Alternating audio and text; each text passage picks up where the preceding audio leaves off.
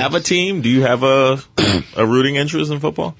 Yeah. I have a team I very much like. It used to be Denver because this is an interesting thing that happened. I never liked Peyton Manning. I don't know why, but I just didn't. Are you a Brady guy, or are you just an anti-Peyton guy? No, I just for some reason didn't like Peyton. I didn't like that Eli. I really didn't like that Eli was drafted by Seattle and said, no, I'm going somewhere else. I'm like, what? You're allowed to do that? Elway did that to Baltimore. That's right. He did. You're right. So I said, so anyways, but Peyton Manning one time, I was in a hotel in New York and I was leaving it and Peyton Manning was coming in and he walked up to me and he said, hi, I'm a big fan. Peyton Manning? You know, like he said his own name as if he needed to. And I liked him. That's how shallow I am. A guy likes me and then I like him. Well, you know he was there that night. What night? At Radio City Music Hall. Oh, well, you're right. He was a young. He was really young. Yeah, he was super young. He's one of the awkward cutaways. That you always get. Right, because I remember looking and going, "Wow, is that him?" Because I saw just recently, and another guy that hated me was Bill Bradley. Well, I mean, he even if he liked you, he couldn't show that he liked you. He's in politics. You know how that goes. Exactly. But no, my team is the Seattle Seahawks because I love Russell, you know. But I'll tell you this, man, I love Chip Kelly. I really love Chip Kelly. I don't like Kaepernick. Not in the NFL? Pardon me? You like Chip Kelly in the NFL? Yeah, really? I do, yeah. I think it's crazy to fire him because I just love that, you know, exciting, super fast offense. I think it's such a great idea if it's perfected, but they never give him long enough, you know? Because a team that's almost like, in basketball, the triangle offense, if that even exists or is anything. But to do it that fast, that, you know, almost no huddle, speed, you know, for the entire game. It takes a while, you know, for everybody to get comfortable with it, but you'd think once they got comfortable with it, they just crush everybody. Everybody gets comfortable but your defense that keeps having to go out there oh my God. for 40 minutes. That's very true. I feel like you should get extra money if you play 40 minutes in a 60-minute game, you know. That's very true. It's spoken like a comedian. Hey, if I'm doing more time, you gotta break up the money. Remember when Baltimore's defense was so dominant and they were, you know, they'd just be moving around like ready to go with Ray Lewis in front, and God, that must have instilled such fear. They used to play a lot of time because their offense couldn't stay on the field, so they regularly would do 40 minutes. Right. And I guess it'll be interesting. You know, I keep hearing Denver being written off, but you know, they won with Peyton throwing 10-yard passes, and then, you know, they got to the playoffs with Tebow and they won a game. Yeah, I mean, look, the defense for the last couple of years has shown the ability to finish, even whatever is going on the offensive side of the ball. So, I don't know if that's going to be true of Seattle. Because you just dropped the game to the Rams, who looked like that was kind of crazy. Yeah. Division I AA in week 1. They had no business winning in week 2, but you know.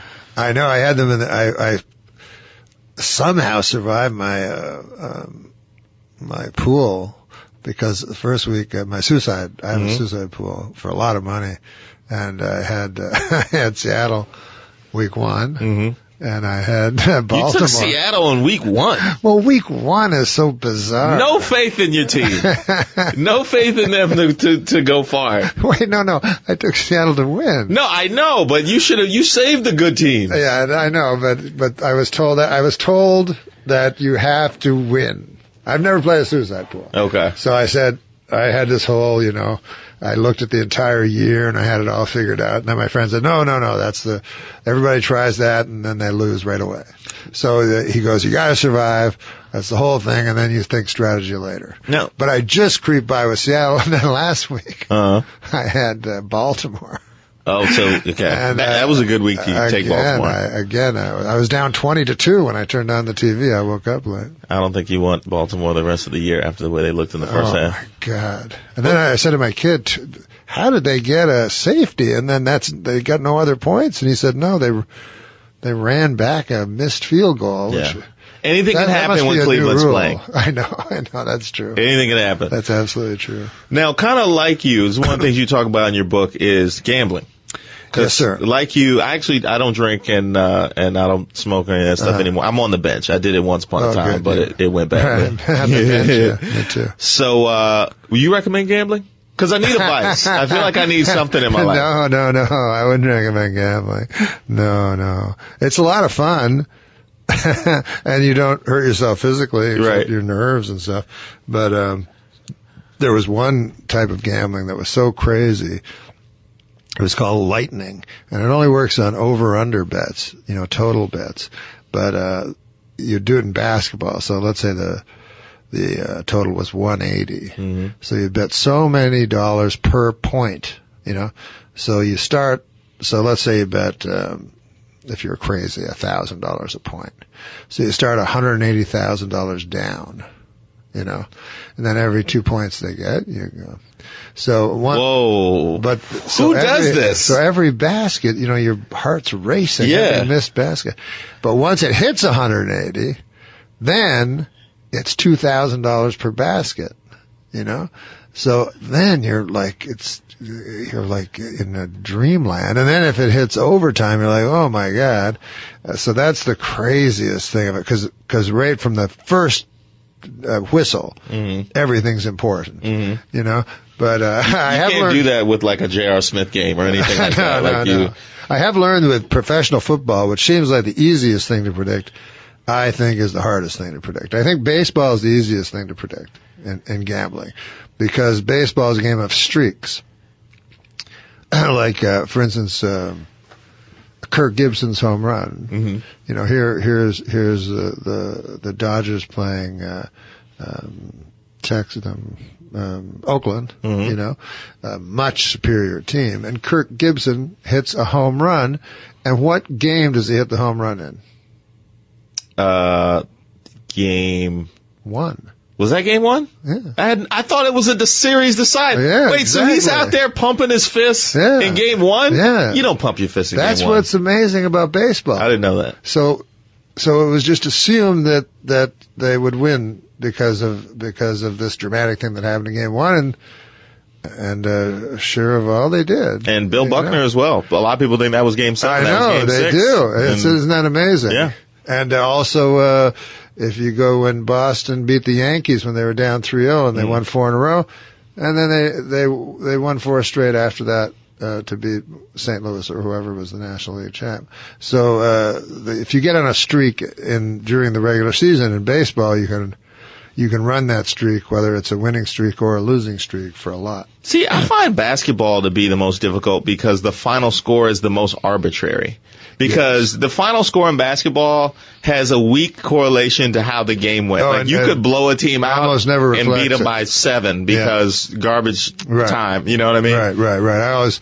You're always telling your friends, no, it was different than different than the ticker looks. Yeah. And you got a bunch of scrubs in there, and or it's a close game, and then suddenly it's fouled, and all of a sudden they win by 14, or it's a tie game, and then they win by 9 in overtime. Yep. You know what I mean? It's any crazy thing can happen. Now, are you out of the game now? I say football is the hardest because the ball's not round. And to me, a round ball going into a round hoop or putting a round ball going into a hole is more predictable than a weird shaped ball that can do anything. Like once it bounces off a guy's chest and goes in the air, and then it's bouncing on and the weirdest thing is 20 guys jump on the ball in a big pile, dog pile. And they're squeezing each other underneath there also. Because technically, holding each other. Whoever, if you had a camera that looked through people, technically the guy that's on the bottom of that pile holding the ball, touching the ground, covered with human beings, is the one that possesses the ball, but he's never the one that ends up with it. No. It's the big giant guy. It's whoever has the least nerves below the waist. Exactly. In their extremities. Exactly. Which it seems like athletes have that I could never. You see a boxing and a guy takes it right below the belt and he shakes it off in a minute. Like I would be throwing up in the corner for like an hour and a half,